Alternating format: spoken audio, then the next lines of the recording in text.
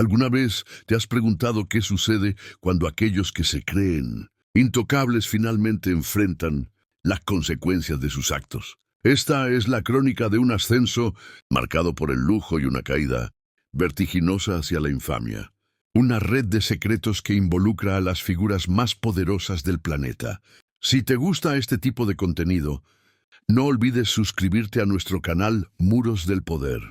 Nosotros publicamos un video todos los días. Dale me gusta al video si te agrada esta historia y déjanos un comentario, contando de dónde eres y a qué hora nos escuchas.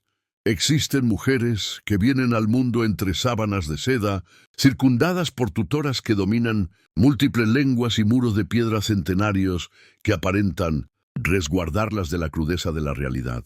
Mujeres cuyos apellidos funcionan como llaves maestras para palacios reales, que comparten la mesa con presidentes y que navegan por la existencia convencidas de que las leyes de los mortales comunes sencillamente no se aplican a ellas. Sin embargo, la historia, esa jueza implacable que no admite sobornos ni títulos de nobleza, nos da una lección que la élite frecuentemente ignora. Mientras más alto es el pedestal, más brutal es el impacto contra el suelo de concreto. Y para Ghislaine Noel Marion Maxwell, la hija predilecta de un magnate y la socia del depredador más infame del siglo XXI, el suelo se aproximó a toda velocidad a las 8:30 de la mañana del 2 de julio de 2020. Para comprender el abismo en el que se precipitó, primero debemos observar el sitio donde terminó. No fue en un penthouse de Manhattan con panorámicas al Central Park ni en una villa en la Costa Azul. Fue en Tumbledown, una propiedad recóndita en las profundidades de los bosques de Bradford, New Hampshire. Una casa de madera lujosa, es cierto, valorada en más de $1 millón en efectivo, pero que para una mujer habituada a los yates y las mansiones de 50 habitaciones se sentía como una madriguera. Allí, rodeada de 156 acres de árboles densos y un silencio abrumador, la mujer más buscada del globo vivía como un animal acechado. La paranoia se había transformado en su única compañía. Los agentes del FBI, que vigilaron la propiedad durante semanas, percibieron detalles que delataban la psique fracturada de alguien que sabe que el infierno viene por ella. Ghislaine, la socialité que solía organizar las celebraciones más exclusivas de Londres y Nueva York, ahora pasaba sus días envolviendo sus teléfonos móviles en capas de papel, aluminio para bloquear la señal GPS, desplazándose de habitación en habitación lejos de las ventanas, aterrorizada de que un satélite, un dron o un francotirador la tuviera en la mira. La operación de captura no fue un arresto cortés de cuello blanco, fue un asedio táctico. El FBI sabía que ella poseía los recursos, los pasaportes y la astucia para esfumarse para siempre. Cuando los vehículos blindados negros irrumpieron en la tranquilidad del bosque y los agentes con chalecos tácticos y armas largas cercaron el perímetro, Ghislaine intentó una última maniobra patética. Corrió hacia el interior de la casa cerrando puertas, tratando de ganar segundos, quizás pensando que todavía podía llamar a alguno de sus amigos poderosos, príncipes, expresidentes, millonarios, para que detuvieran lo inevitable, pero nadie contestó. El teléfono envuelto en aluminio era inútil. Cuando los agentes derribaron la puerta y la hallaron, la imagen fue devastadora. No vestía los trajes de alta costura de Valentino o Chanel con los que aparecía en las revistas de moda. Llevaba ropa deportiva económica, el rostro lavado, el cabello despeinado y, en sus ojos oscuros, esos ojos que habían seducido y manipulado a tantas víctimas inocentes, ya no había arrogancia. Solo había el miedo crudo de quien escucha el sonido metálico de las esposas cerrándose en sus muñecas. Ese clic metálico resonó en todo el mundo, desde el Palacio de Buckingham en Londres, hasta las oficinas de poderosos, bufetes de abogados en Nueva York. Un escalofrío recorrió la espina dorsal de la élite global, porque Ghislaine Maxwell no era solo una cómplice. Ella era la custodia de los secretos. Ella era la caja negra humana de una red de tráfico sexual que sirvió los deseos más oscuros de los hombres, más poderosos del planeta.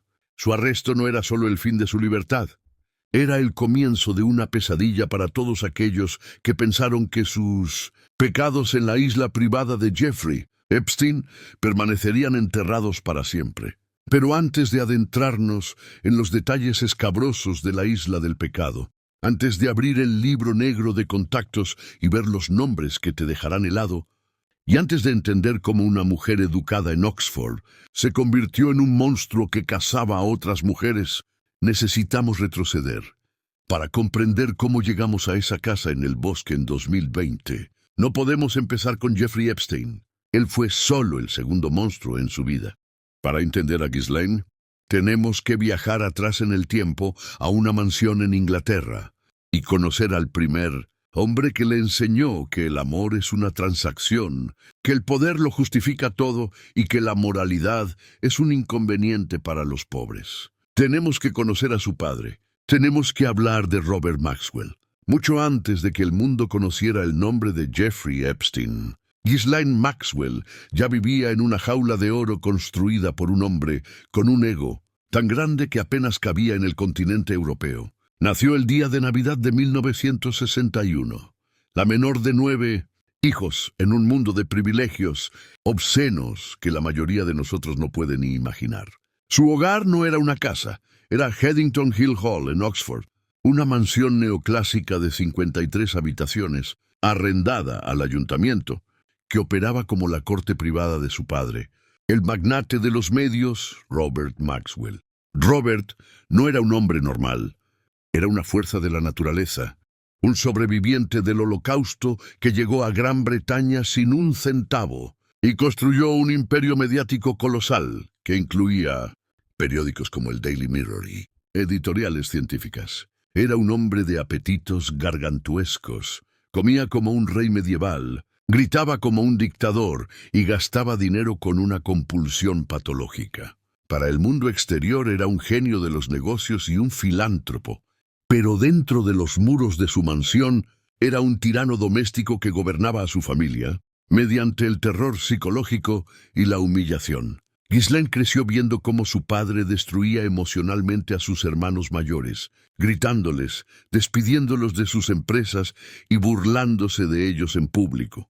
Pero con ella, con su pequeña Ghislaine, era diferente. Ella era la elegida, la favorita. Robert Maxwell la adoraba con una intensidad asfixiante. Le puso su nombre a su yate más lujoso, el Lady Ghislaine, un palacio flotante de $55 millones.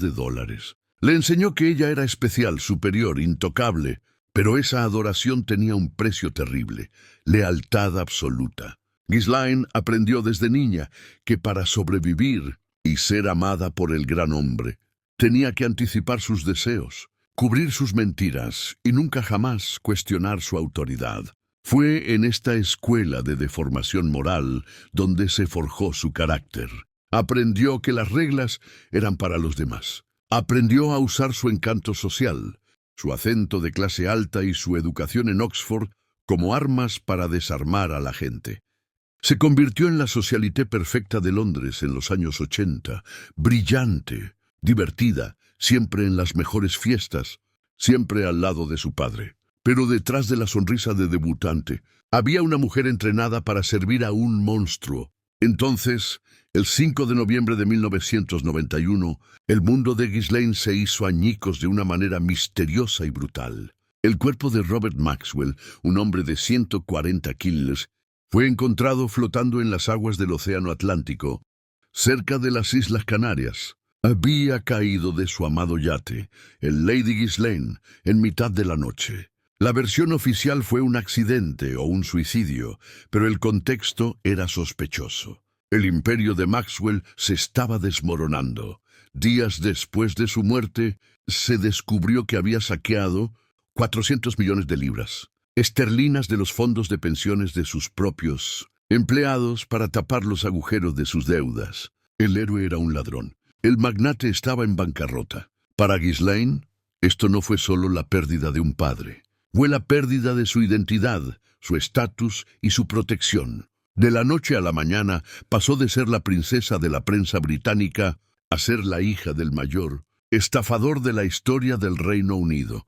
La sociedad londinense, que antes le besaba la mano, le dio la espalda con un desprecio glacial. Las puertas se cerraron, el dinero se congeló, se quedó sola, humillada y con una sed de venganza y redención social que la consumía. Convencida de que su padre había sido asesinado, una teoría que sostuvo hasta el final, culpando a los servicios secretos o a rivales comerciales. Ghislaine tomó una decisión que cambiaría el destino de cientos de niñas inocentes. Decidió que Inglaterra ya no era su hogar. Necesitaba un nuevo comienzo. Necesitaba un lugar donde el apellido Maxwell todavía pudiera abrir puertas, o al menos donde la ambición desmedida fuera la única moneda de cambio. Cruzó el Atlántico en un avión Concorde, aterrizando en la ciudad, donde los depredadores se esconden a plena vista entre rascacielos de cristal. A Nueva York llegó con poco dinero para sus estándares, pero con un activo invaluable: su agenda de contactos.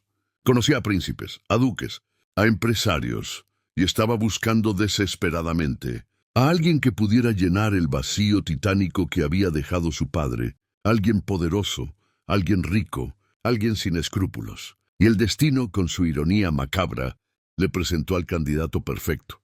Un financiero misterioso de Brooklyn, un hombre que tenía miles de millones, pero carecía de la clase y el acceso social que Ghislaine poseía, un hombre llamado Jeffrey Epstein.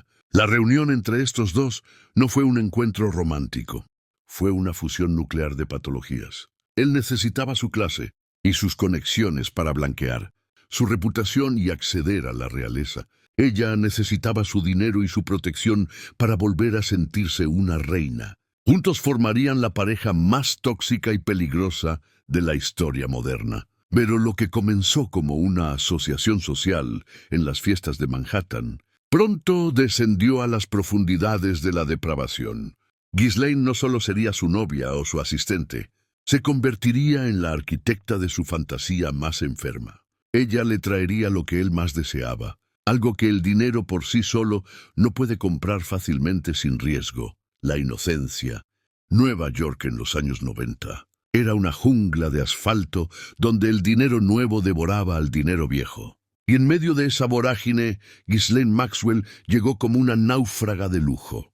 Su padre había muerto, su reputación en Londres estaba destrozada y sus cuentas bancarias menguaban peligrosamente. Pero Ghislaine poseía un activo intangible que en la alta sociedad vale más que el oro: el pedigrí. Tenía el acento perfecto de Oxford, sabía qué tenedor usar en una cena de estado, y tenía en su agenda los números privados de la realeza europea. Era la encarnación de la clase alta británica, y en el ecosistema de Manhattan había un hombre desesperado por adquirir exactamente eso.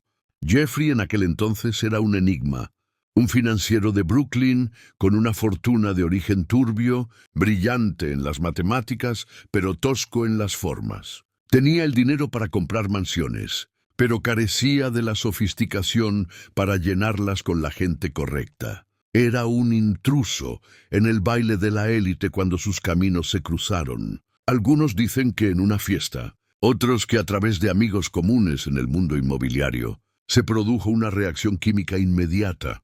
No fue amor en el sentido tradicional, fue una fusión corporativa de necesidades oscuras. Para Epstein, Ghislaine era el trofeo definitivo y la llave maestra. Ella no solo era su amante, era su directora de relaciones públicas, su decoradora y su profesora de etiqueta. Ella le enseñó a vestirse, a hablar, a comportarse como un aristócrata. Ella transformó su mansión de la calle 71 Este, un edificio palaciego de 7 pisos y 5.000 metros, el más grande de Manhattan, en el salón más exclusivo de la ciudad. Gracias a Ghislaine, por esas puertas de roble macizo, comenzaron a entrar premios Nobel, expresidentes de Estados Unidos, duques y celebridades de Hollywood. Ella legitimó al monstruo, le puso una máscara de respetabilidad tan convincente que el mundo olvidó hacer preguntas sobre de dónde venía su dinero. Pero, ¿qué obtenía ella a cambio? Epstein le dio algo que su padre le había quitado al morir: seguridad financiera ilimitada y un nuevo amo a quien servir. Ghislaine se convirtió en la señora de la casa. Tenía servidumbre a su disposición, tarjetas de crédito sin límite y el poder de decidir quién entraba y quién salía del círculo íntimo. Durante años se presentaron al mundo como la pareja dorada, socios inseparables que viajaban en jets privados y compraban propiedades en Nuevo México, París y las Islas Vírgenes. Sin embargo, detrás de las cenas de gala y las fotos sonrientes en las revistas de sociedad, la relación mutó en algo mucho más siniestro. Con el tiempo, la faceta romántica se desvaneció, pero la sociedad criminal se fortaleció. Epstein tenía apetitos sexuales que iban más allá de lo ilegal. Eran patológicos. Deseaba niñas, adolescentes, cuerpos que aún no habían terminado de formarse. Y aquí es donde Ghislaine tomó una decisión que la separa de cualquier otra. Figura criminal de la historia. En lugar de horrorizarse, en lugar de huir, en lugar de denunciarlo, Ghislaine Maxwell miró al abismo y decidió convertirse en su gerente. Se dio cuenta de que para mantener su estatus, para seguir viviendo en palacios y volando en el Gulfstream, tenía que alimentar a la bestia, y ella tenía una ventaja que Epstein no tenía. Era una mujer encantadora, maternal y aparentemente inofensiva. Ghislaine entendió que un hombre de mediana edad, acercándose a una niña de 14 años en un parque, activaría todas las alarmas de peligro. Pero una mujer elegante con acento británico que te sonríe y te ofrece ayuda, eso no da miedo. Eso parece una oportunidad. Así nació el sistema más perverso de reclutamiento jamás documentado. Ghislaine dejó de ser solo la novia del millonario y se convirtió en la cazadora principal del depredador. El pacto infernal se había sellado con sangre inocente y la maquinaria de abuso estaba lista para comenzar a operar a escala industrial, lo que hace que los crímenes de Ghislaine Maxwell sean excepcionalmente monstruosos. No es solo la cantidad de víctimas, sino la metodología psicológica que perfeccionó para atraparlas. Ella no secuestraba a las niñas con furgonetas y cloroformo. Ella las secuestraba mentalmente, usando la confianza y la esperanza como armas. Operaba a plena luz del día, en lugares públicos, con una audacia que helaría la sangre de cualquier padre. Su coto de caza favorito eran los lugares donde se congregaban chicas jóvenes de clase trabajadora o estudiantes vulnerables, las salidas de las escuelas secundarias en West Palm Beach, los centros comerciales baratos, los parques públicos o las academias de arte en busca de becas. Ghislaine buscaba un perfil específico. Niñas bonitas, a menudo con problemas económicos, de familias rotas o con sueños grandes, pero sin recursos para alcanzarlos. Niñas que necesitaban desesperadamente una figura mentora, a alguien que las viera y las valorara. El acercamiento era siempre suave, casi casual. Ghislaine se presentaba como una cazatalentos o asistente de un filántropo millonario. ¿Te gustaría ganar un dinero extra?, les preguntaba con esa sonrisa tranquilizadora. ¿Te gustaría trabajar como masajista para mi jefe? Él ayuda a muchas chicas con sus estudios. Para una adolescente de 14 o 15 años, que una mujer tan sofisticada y rica se fijara en ella, parecía un cuento de hadas, un golpe de suerte. Ghislaine desactivaba instintivamente sus defensas. «No te preocupes, yo estaré allí», les aseguraba. «Es un ambiente seguro. Es solo un masaje terapéutico para un hombre muy importante».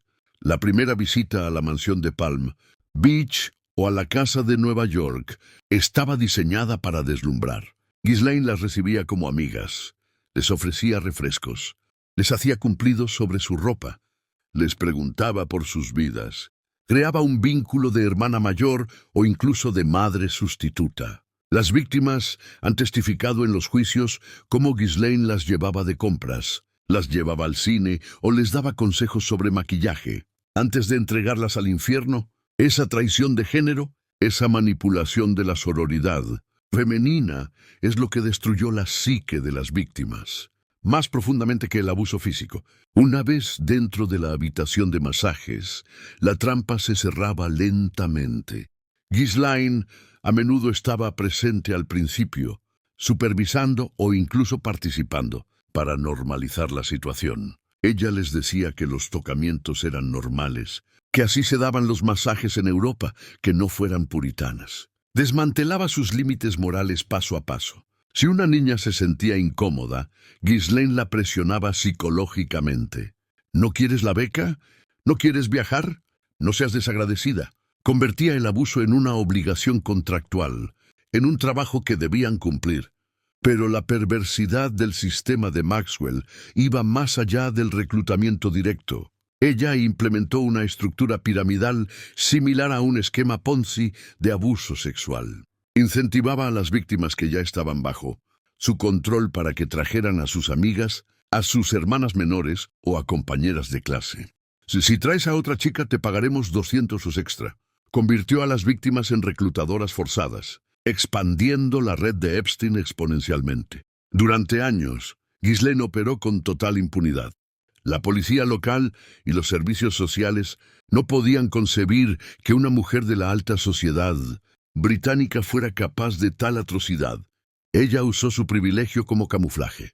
Se escondía detrás de su apellido y de su género. Mientras Epstein abusaba de las niñas en la habitación de al lado, Ghislaine se sentaba en la sala de estar a organizar cenas benéficas o a leer revistas de decoración, administrando la agenda de violaciones como si fuera la agenda de un dentista. Muchas gracias por escuchar hasta aquí. Si te gusta este tipo de contenido, no te olvides de suscribirte a nuestro canal Muros del Poder. Nosotros posteamos un video todos los días. Y da like en el video si te gusta esta historia y deja en los comentarios, contando de dónde eres y a qué horas nos oyes. Pero había un lugar donde estas reglas sociales no importaban, un lugar donde no necesitaban esconderse y donde la depravación alcanzó niveles casi ritualistas, un lugar en medio del Caribe, lejos de los ojos de la ley estadounidense que Ghislaine ayudó a decorar y gestionar. Si el infierno tuviera código postal, sería el 00802 de las Islas Vírgenes de los Estados Unidos. Allí, flotando en el mar Caribe como una joya esmeralda rodeada de aguas turquesas, se encuentra Little St. James. Para los turistas que pasaban en barcos lejanos, parecía el refugio privado de un excéntrico millonario. Pero, para las docenas de niñas que aterrizaron en su pista de helicópteros, ese lugar no era un resort, era una prisión sin rejas, un Alcatraz de lujo diseñado para la gratificación sexual de un solo hombre y sus invitados de élite. Y la alcaidesa de esa prisión, la mujer que supervisaba cada detalle, desde el color de las toallas hasta la selección de las masajistas, era Ghislaine Maxwell. El viaje al infierno comenzaba casi siempre de la misma manera, a bordo del Boeing 727 privado de Epstein, apodado por la prensa y los locales con el nombre más repugnante de la aviación moderna, el Lolita Express. Ghislaine actuaba como la anfitriona perfecta en estos vuelos. Tranquilizaba a las chicas jóvenes, muchas de las cuales nunca habían salido de su estado, diciéndoles que iban a un campamento de modelos o a una sesión de fotos exclusiva. Les servía champán, les hablaba de las celebridades que conocerían, pero en el momento en que las ruedas del avión tocaban la pista en la vecina isla de Saint Tomás y eran trasladadas en lancha a Little St. James, la realidad cambiaba drásticamente. Una vez en la isla, la trampa se cerraba herméticamente. Ghislaine confiscaba los pasaportes por seguridad. Los teléfonos móviles desaparecían. Las niñas se encontraban aisladas en medio del océano, a millas de la civilización, sin dinero, sin documentación y rodeadas por guardias de seguridad, armados y perros de ataque que patrullaban el perímetro las 24 horas. La belleza tropical se convertía en un escenario de pesadilla. Las palmeras y las playas de arena blanca no eran un paisaje vacacional, sino los muros de su confinamiento. Ghislaine Maxwell no era una espectadora en la isla, era la gerente general del abuso. Ella estructuraba el día a día. Ella decidía cuándo las niñas debían estar listas para Epstein. Ella elegía la ropa interior que debían usar, comprada en tiendas de lencería de lujo en Nueva York, sexualizando a menores de edad con una frialdad clínica. Los empleados de la isla han testificado que Ghislaine Era una jefa exigente y tiránica, obsesionada con la limpieza y el orden, gritando si una almohada estaba fuera de lugar, mientras ignoraba los gritos ahogados que provenían de la habitación principal de Epstein. Pero el símbolo más inquietante de la locura que reinaba en Little St. James es, sin duda, el extraño edificio que se alzaba en una colina visible desde el mar. Lo llamaban el Templo, una estructura cúbica pintada con franjas azules horizontales, rematada con una cúpula dorada y flanqueada por estatuas de búhos dorados. La puerta del templo estaba diseñada para parecer inexpugnable y durante años los rumores sobre lo que sucedía allí dentro alimentaron las teorías de conspiración más oscuras. Rituales satánicos, túneles subterráneos, cámaras de tortura. Aunque la realidad física del templo quizás fuera menos sobrenatural, probablemente era un gimnasio o una sala de música insonorizada. Su existencia misma es la prueba de la impunidad absoluta. Construir un templo extraño en una isla privada es una declaración de poder. Hago lo que quiero, construyo lo que quiero y nadie puede entrar aquí a detenerme. Ghislaine y Epstein crearon un microestado soberano donde las leyes de los Estados Unidos no se aplicaban. Allí ellos eran los reyes y las niñas eran sus súbditas, existiendo solo para su placer. Fue en esta isla donde la red de chantaje, según las teorías más sólidas de la inteligencia internacional, se perfeccionó. Se cree que muchas de las habitaciones, incluidos los baños y los dormitorios de invitados, estaban cableadas con cámaras ocultas. Epstein y Ghislaine no solo abusaban, recopilaban compromat, material comprometedor. Invitaban a científicos famosos, políticos y príncipes a la isla, y si alguno de ellos cruzaba la línea, quedaba grabado para siempre. Ghislaine era la guardiana de esos secretos, la mujer que sabía dónde estaban las cintas. Y eso nos lleva directamente al hombre, que se convirtió en la cara pública de la caída de la élite, el hijo favorito de la reina de Inglaterra. Si hay una imagen que define la capacidad de Ghislaine Maxwell para infiltrar el veneno en las instituciones más sagradas del mundo, es una fotografía granulada, tomada en marzo de 2001. En ella vemos al príncipe Andrés, duque de York, hijo de la reina Isabel II, con una sonrisa sudorosa y relajada pasando su brazo alrededor de la cintura desnuda de una chica de 17 años, llamada Virginia Roberts, ahora Giuffre. Y justo detrás de ellos, sonriendo con la satisfacción de una orgullosa directora de orquesta, está Ghislaine Maxwell. Esa foto no fue tomada en un club nocturno sórdido. Fue tomada en la propia casa de Ghislaine, en el exclusivo barrio de Belgravia, en Londres. Esa imagen es la prueba física de cómo Maxwell usó su agenda para servir a Epstein. Ella no solo reclutaba niñas anónimas, ella reclutaba poder. El príncipe Andrés no era un conocido casual. Era un amigo íntimo de Ghislaine desde sus días de universidad. Ella fue el puente. Ella fue quien le presentó a Jeffrey Epstein, vendiéndole al financiero como un genio matemático, que podía ayudarle con sus negocios. Y a cambio, Ghislaine y Epstein obtuvieron acceso directo al corazón de la monarquía británica. La relación entre Ghislaine y el príncipe Andrés es el ejemplo perfecto de la arrogancia de la clase alta. Se sentían tan intocables que ni siquiera se molestaban en esconderse. Hay otra foto infame que resume su desprecio por las normas.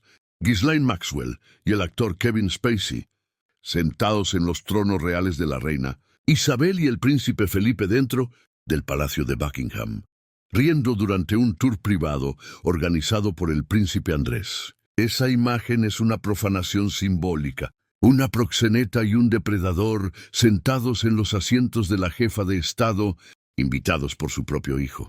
Es la metáfora definitiva de cómo la corrupción infectó la institución más antigua de Inglaterra. Virginia Giuffre, la víctima en la foto, ha testificado bajo juramento que Ghislaine Maxwell la entrenó para servir al príncipe. Según su relato, Ghislaine le dio instrucciones específicas sobre cómo complacer a la realeza, qué decir y qué hacer. Él es un príncipe, haz lo que él quiera, le dijo.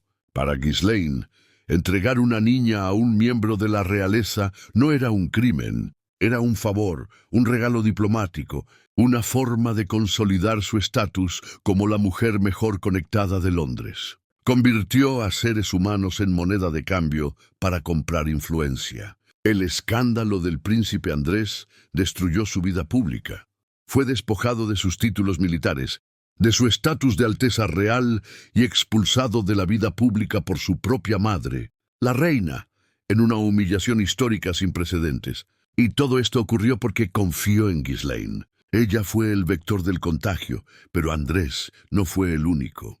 El libro negro de contactos de Epstein, que en realidad era gestionado por Ghislaine, contiene nombres que hacen temblar los cimientos de la democracia occidental. Bill Clinton, Donald Trump, Ehud Barak, ex primer ministro de Israel, científicos del MIT, actores de Hollywood.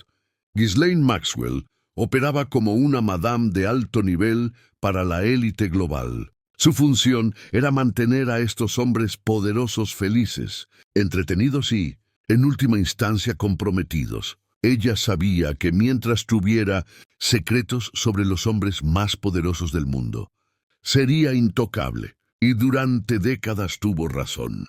La ley miraba hacia otro lado. Los fiscales les daban acuerdos de inmunidad ridículos. La prensa callaba. Pero el castillo de naipes comenzó a temblar en julio de 2019, cuando Jeffrey Epstein fue arrestado nuevamente, esta vez sin posibilidad de fianza. Y cuando Epstein apareció muerto en su celda del Centro Correccional Metropolitano de Manhattan, un mes después, oficialmente un suicidio, aunque el mundo entero duda, Ghislaine Maxwell supo instantáneamente que el escudo protector se había roto. Ella era el último cabo suelto. Ella era la única persona viva que conocía toda la verdad, y sabía que tenía dos opciones: desaparecer de la faz de la tierra o terminar en una celda de hormigón por el resto de su vida. Así comenzó la huida más desesperada de la historia reciente. La Socialité vendió sus mansiones, apagó sus teléfonos y se convirtió en un fantasma. Pero el FBI no había olvidado, y las víctimas, ahora mujeres adultas con sed de justicia, tampoco. El 10 de agosto de 2019, una noticia interrumpió la programación matutina de todas las cadenas de televisión del planeta y envió una onda de choque sísmica a través de las mansiones más exclusivas de Nueva York, Londres y París. Jeffrey Epstein, el financiero caído en desgracia, el guardián de los secretos más oscuros de la élite global, había sido encontrado muerto en su celda. Oficialmente se había ahorcado con una sábana naranja barata atada a la litera superior. Extraoficialmente, para la mitad del mundo, fue silenciado. Y lo más importante para Ghislaine Maxwell, esa muerte fue un mensaje. En ese instante exacto, Ghislaine Maxwell supo que su vida anterior había muerto con él. La muerte de Epstein no significaba el fin del caso, significaba que toda la furia acumulada de la justicia, toda la atención mediática y toda la sed de sangre de las víctimas se redirigiría hacia un solo objetivo. Ella ya no había un Epstein a quien culpar. Ella era la última superviviente de la cúpula, la única persona viva que conocía la combinación de la caja fuerte, la única que podía descifrar los códigos del libro negro. En cuestión de segundos, la mujer más conectada del mundo se convirtió en el cabo suelto más peligroso del planeta. Lo que siguió fue una clase magistral de cómo desaparecer cuando tienes millones de dólares y cero escrúpulos. Ghislaine Maxwell activó el protocolo fantasma. Vendió silenciosamente su casa adosada en Manhattan por 15 millones de dólares. Movió activos a través de una red laberíntica de empresas, fantasma y fideicomisos opacos, y se esfumó. Dejó de usar sus tarjetas de crédito habituales. Apagó sus teléfonos registrados. Cortó contacto con sus amigos de la alta sociedad, esos mismos que semanas antes bebían su champán y ahora borraban frenéticamente su número de sus agendas digitales. Pero Ghislaine cometió un error, uno impulsado por esa arrogancia aristocrática que siempre fue su talón de Aquiles. En un intento bizarro de burlarse de la prensa y demostrar que no estaba asustada, se dejó fotografiar en un restaurante de comida, Rápida In-N-Out Burger en Los Ángeles. La foto, que se volvió viral, la mostraba sentada sola en una mesa de metal con una hamburguesa y un batido leyendo un libro. Pero no era cualquier libro. El título era The Book of Honor, The Secret Lives and Deaths of CIA Operatives, el libro del honor, las vidas y muertes secretas de los agentes de la CIA. ¿Fue una coincidencia? Conociendo la mente calculadora de Maxwell es improbable. Era un mensaje críptico, una burla, una señal de que ella se consideraba parte de un juego de espionaje mucho mayor, intocable por la policía local. Sin embargo, más tarde se descubriría que la foto probablemente fue un montaje, editada digitalmente o escenificada para despistar al FBI sobre su verdadera ubicación, haciéndoles creer que estaba en la costa oeste cuando en realidad se dirigía al noreste, hacia el frío y los bosques. Su destino final no fue un búnker subterráneo ni una isla tropical, sino una mansión de madera de cedro llamada Tumbledown, escondida en el pueblo de Bradford, New Hampshire, una propiedad de 156 acres, al final de un camino de tierra largo y sinuoso, comprada en efectivo por $1.07 millones, a través de una compañía de responsabilidad limitada, llamada Granite Realty, para no dejar rastro de su nombre. Aquí la socialité que había cenado con Bill Clinton y bailado con el príncipe. Andrés comenzó su nueva vida como una reclusa paranoica. La vida dentro de Tumbledown era un estudio clínico de la desintegración mental. Ghislaine no vivía sola.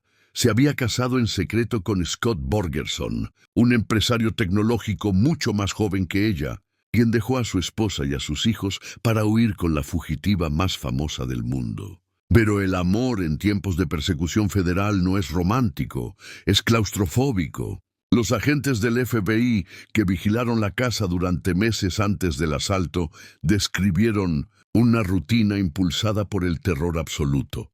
Ghislaine rara vez salía al exterior. Cuando lo hacía era solo por unos segundos, escaneando el cielo en busca de drones o helicópteros de la prensa. Dentro de la casa, la paranoia alcanzaba niveles de locura. Envolvió sus dispositivos electrónicos, teléfonos, iPads, laptops en múltiples capas de papel aluminio, creando jaulas de Faraday caseras para bloquear cualquier señal de rastreo. Creía que la estaban escuchando. Creía que satélites militares la observaban a través de las ventanas, por lo que vivía en una penumbra constante con las cortinas cerradas, moviéndose como un espectro por los pasillos de madera crujiente. Contrató a exmilitares británicos como guardias de seguridad privados, pagándoles en efectivo para que patrullaran el perímetro del bosque. Compraba comida bajo nombres falsos. Se había convertido en prisionera de su propia libertad. La mujer que había organizado las fiestas más brillantes de Londres ahora temblaba cada vez que una rama se rompía en el bosque. Sabía que el FBI estaba cerrando el cerco. Sabía que las víctimas empoderadas por el movimiento Me Too estaban testificando ante grandes jurados y, sobre todo, sabía que en una celda de Nueva York las cámaras de seguridad podían fallar en cualquier momento. Su miedo no era solo ir a la cárcel, su miedo era ser silenciada antes de llegar al juicio. Y entonces, el amanecer del 2 de julio de 2020, el silencio del bosque se rompió. No fue el canto de los pájaros lo que la despertó, sino el sonido atronador de un ariete, golpeando la puerta principal y el rugido de vehículos blindados, Bearcat triturando la grava de su entrada. El FBI no se arriesgó. Trataron la operación como si estuvieran capturando a un terrorista de alto nivel o a un capo del narcotráfico armado. Agentes del equipo de rescate de rehenes, vestidos con camuflaje completo y armados con rifles de asalto, irrumpieron en la propiedad. La reacción de Ghislaine en esos segundos finales de libertad fue patética y reveladora. No se entregó con dignidad. Corrió. Corrió hacia una habitación interior, cerrando la puerta atrás de sí, refugiándose en el rincón más alejado, como una niña asustada que cree que si se tapa los ojos, el monstruo desaparecerá. Pero el monstruo esta vez era la ley federal de los Estados Unidos. Cuando los agentes la sacaron esposada, vestida con ropa deportiva barata y sin maquillaje, el mundo vio por primera vez la verdadera cara de Ghislaine, Maxwell sin el filtro del dinero. Una mujer de 58 años envejecida por el estrés, pequeña, frágil y absolutamente aterrorizada. En la mesa de su cocina, los agentes encontraron un teléfono móvil envuelto en papel aluminio. Fue la prueba física de su conciencia de culpabilidad. No había huida posible. El Lolita Express había hecho su último aterrizaje. Desde los bosques de New Hampshire, fue trasladada directamente al infierno, de hormigón que tanto temía. El Centro de Detención Metropolitano de Brooklyn, MDC. La jaula de oro se había transformado en una jaula de hierro y la llave había sido tirada al fondo del East River. Bienvenidos al MDC Brooklyn. Si Little St. James era el paraíso de los depredadores, este lugar es el purgatorio de las ratas, famoso por sus condiciones inhumanas, sus cortes de electricidad, su plaga de alimañas y la brutalidad de sus guardias. Este fue el nuevo hogar de la mujer, que solía dormir en sábanas de algodón egipcio de 1000 hilos. La caída de estatus de Ghislaine Maxwell es quizás la más vertiginosa en la historia criminal moderna. Pasó de tener mayordomos que le servían caviar a tener que limpiar su propio inodoro de acero, inoxidable a la vista de los guardias. Su tiempo en prisión preventiva fue una guerra psicológica. Ghislaine fue puesta bajo vigilancia de suicidio, Suicide Watch, no porque mostrara signos de querer matarse, sino porque el gobierno de los Estados Unidos estaba aterrorizado de que le pasara lo mismo que a Jeffrey Epstein. No podían permitirse perder a la acusada estrella. Esto significó que fue despojada de su ropa y obligada a usar una bata de papel para no poder ahorcarse con tela. Dormía sin sábanas sobre un colchón de plástico y las luces de su celda permanecían encendidas las 24 horas del día, los 7 días de la semana. Sus abogados presentaron queja tras queja, describiendo condiciones tortuosas. Agua marrón que salía del grifo, comida con gusanos, privación de sueño, porque los guardias la despertaban cada 15 minutos, con una linterna en la cara para comprobar que respiraba. Ghislaine, la mujer que controlaba cada detalle de su entorno, ahora no podía controlar ni cuándo se apagaba la luz. Perdió peso, perdió el cabello, perdió la compostura. Apareció en las audiencias preliminares vía video, con ojeras profundas y el espíritu roto, quejándose de que no le daban comida vegana adecuada. La ironía era cruel. La mujer que había tratado a niñas humanas como mercancía desechable, ahora exigía derechos humanos básicos que ella había negado a sus víctimas durante décadas. El juicio comenzó en diciembre de 2021 en la Corte Federal de Manhattan. Fue el juicio del siglo, pero sin cámaras de televisión, lo que lo hizo aún más misterioso. El mundo tuvo que conformarse con los bocetos de los dibujantes de la corte que capturaron a una Ghislaine Maxwell sentada rígidamente dibujando compulsivamente en un cuaderno, negándose a mirar a los ojos a las mujeres que subían al estrado para destruirla. Y subieron una por una: Jane, Kate, Caroline y la valiente Annie Farmer. Mujeres que ya no eran las niñas asustadas de 14 años que Ghislaine había manipulado en Palm Beach o Nuevo México.